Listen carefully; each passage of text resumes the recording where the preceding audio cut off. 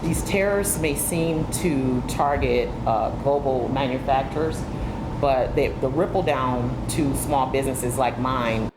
From beer to automotive parts, some Wisconsin business owners got to talking about the Trump administration's tariffs with Democratic Senator Tammy Baldwin.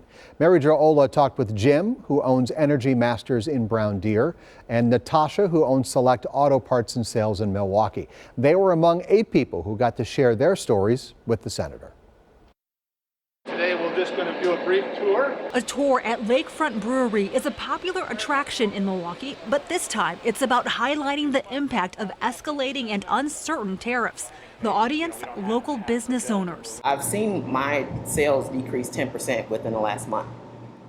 People are having to choose between deciding if I should repair my vehicle now or not. Natasha Broxton, the owner of Select Auto Parts and Sales in Milwaukee, had a seat at the table with Senator Tammy Baldwin Monday. Natasha joined 7 other businesses from a range of industries. How do you invest in an uncertain market? You don't. Including construction equipment, beer, and roofing, all to tell their stories. Jim McGuigan is the owner of Energy Masters, a roofing company in Brown Deer. He says tariff concerns are reaching his customers. And she said, Jim, I just can't do it. I'd love to do business with you, but I just can't do it. What do I tell her?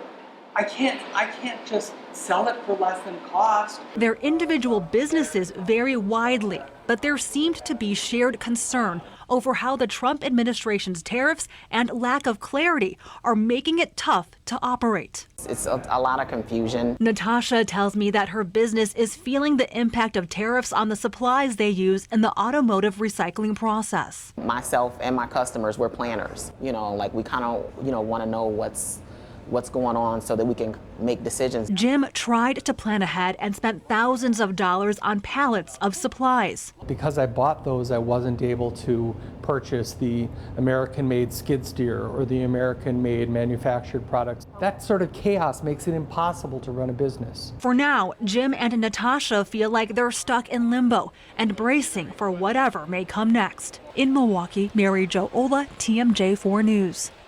Another one of those changes. President Trump today suggested he might delay his auto tariffs. Right now, they are set to start on May 3rd.